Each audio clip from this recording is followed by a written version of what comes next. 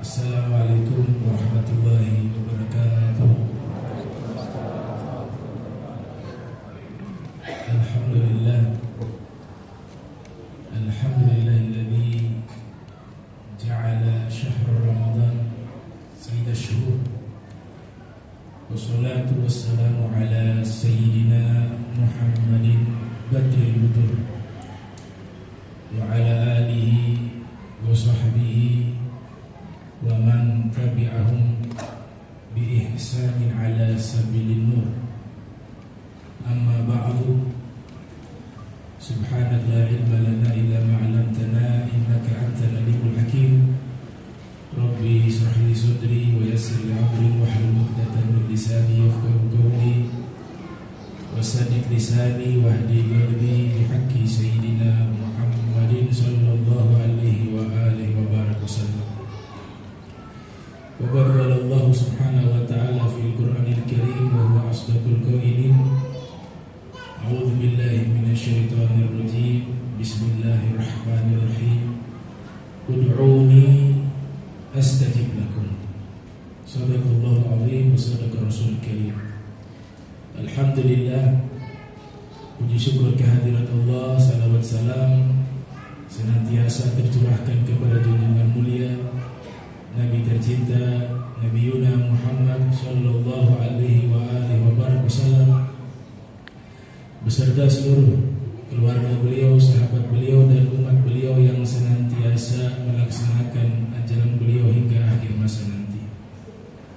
Di pertemuan kali ini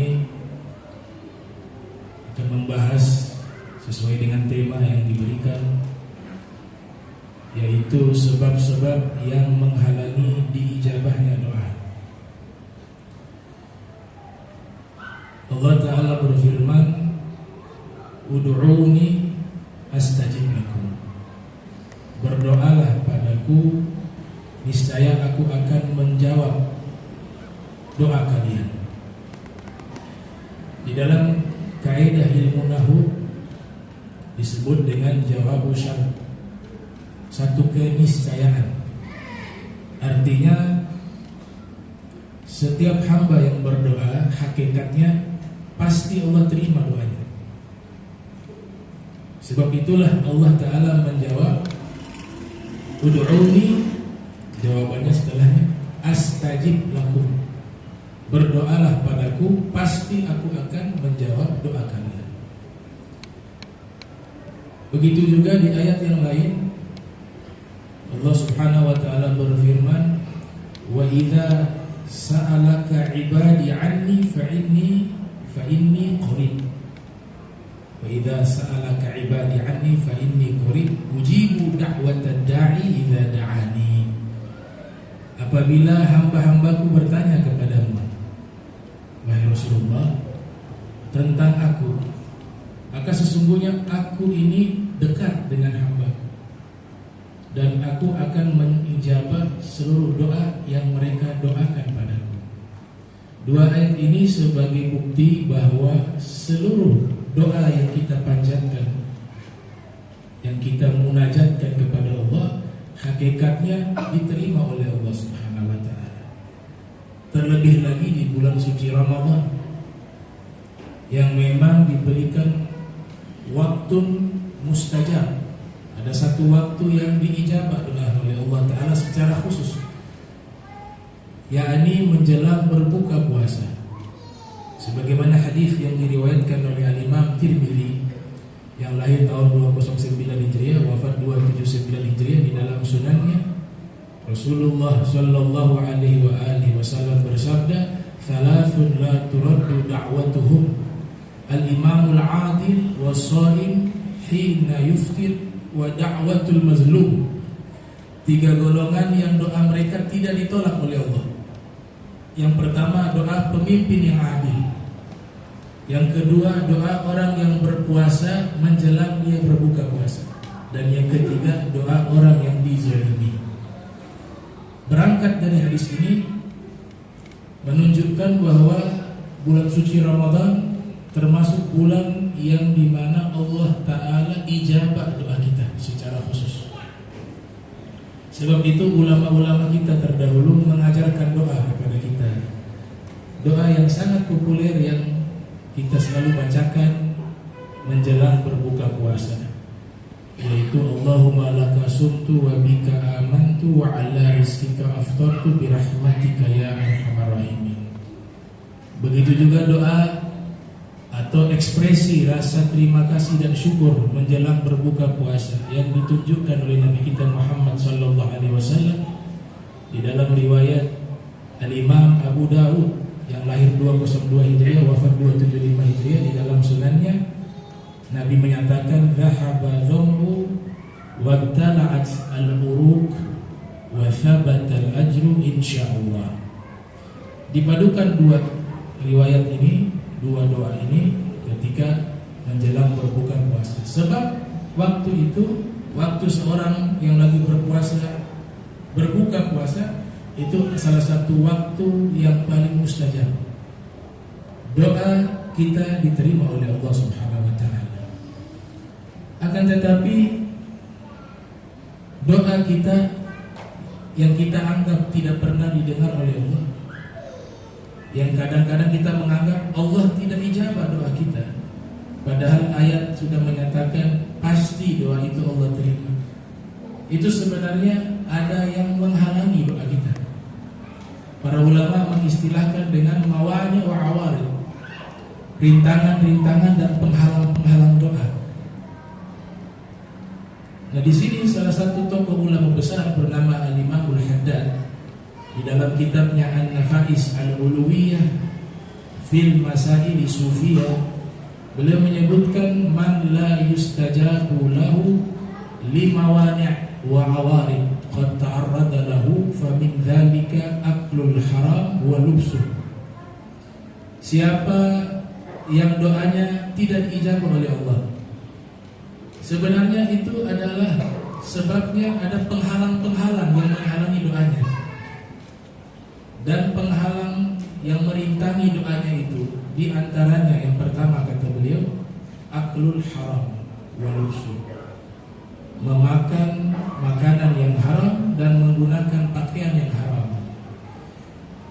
Kita ketika tidak memperhatikan apa yang kita makan dan itu menjadi daging dan darah di tubuh kita, jadi kita mengkonsumsi hal-hal yang haram, maka itu menjadi penghalang doa kita, sehingga doa kita tidak sampai kepada Allah Subhanahu wa taala.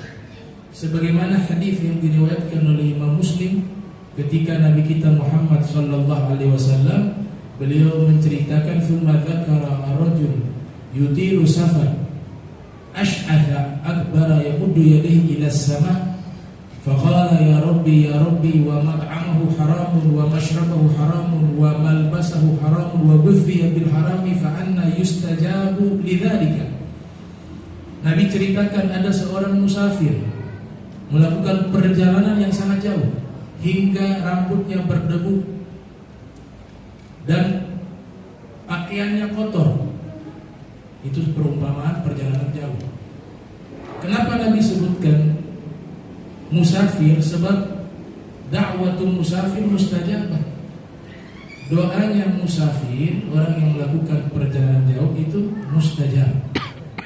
Sekalipun dia seorang musafir yang notabene doanya mustajab, akan tetapi lanjutan dari hadis tersebut, makanan yang dia makan makanan haram, minuman yang dia minum minuman haram, pakaian yang dia pakai pakaian haram, dan dikenyangkan dengan makanan yang haram.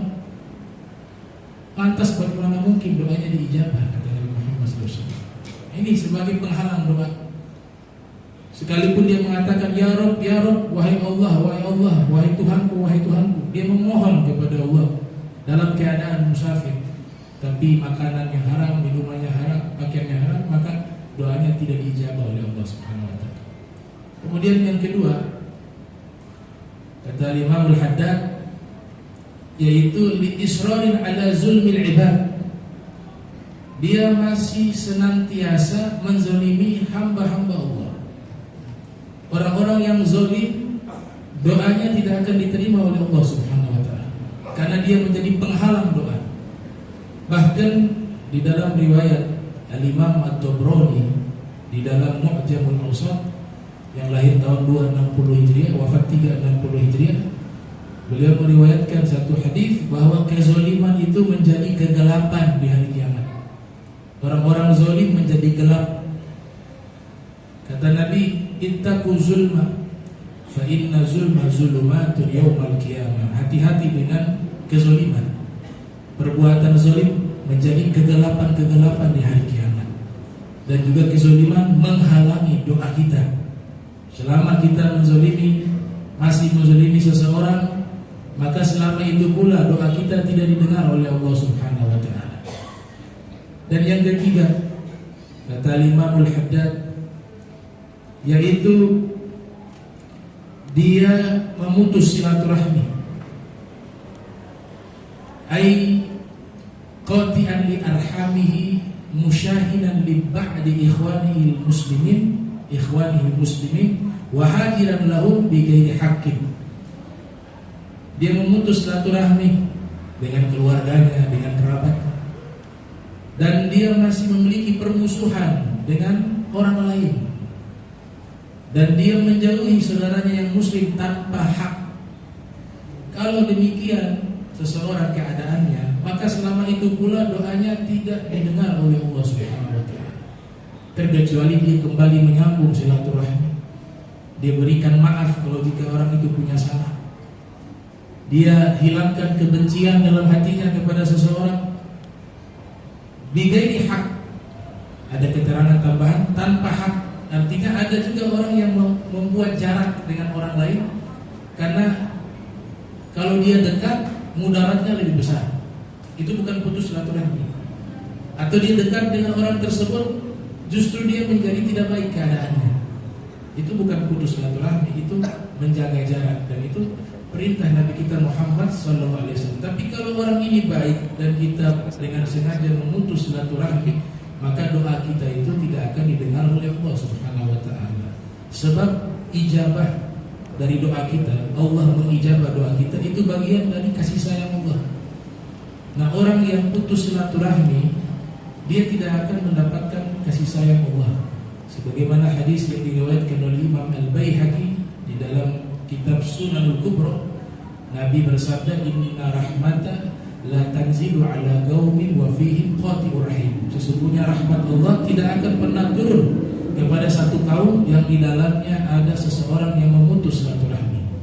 Jadi kalau kita berkumpul semacam ini secara berjamaah, tentu doa kita secara berjamaah Allah sebutkan akan menurunkan rahmat lewat lisan Nabi, al-jama'atu rahmat. Tapi ada satu orang yang memutus silaturahmi, ikut berkumpul di majlis kita, sebab dia doa kita terhalang. Padahal kita tidak punya masalah itu. Lantas bagaimana orang tersebut yang melakukan perbuatan itu? Oleh sebab itu, ini yang ketiga yang menjadi penghalang dosa, yaitu putus silaturahmi, saling bermusuhan satu dengan lainnya tanpa hak. Kemudian yang keempat yang menjadi penghalang doa adalah ad-du'a ma'al ghaflah 'anillah. Berdoa namun lalai kepada Allah. Doa kepada Allah tapi pikirannya tidak hadir, hatinya tidak hadir. Doa kepada Allah tapi tidak fokus. Doa kepada Allah tapi pikirannya bukan kepada Allah. Itu menjadi penghalang doa kita dijabah oleh Allah Ta'ala. Sebagaimana hadis yang diriwayatkan oleh Imam Tirmidzi, Rasulullah sallallahu alaihi wasallam bersabda, "Ud'ullaha wa antum muqinuna bil ijabah wa'lamu anna Allah la yastajibu du'aan min qalbin ghafilin lahin." Nabi bersabda, berdoalah kalian kepada Allah dan yakin bahwa doa kalian akan diijabah oleh Allah. Ini ilmu yang pertama, faedah yang pertama. Artinya kalau doa itu kita harus yakin bahwa Allah akan menerima doa kita.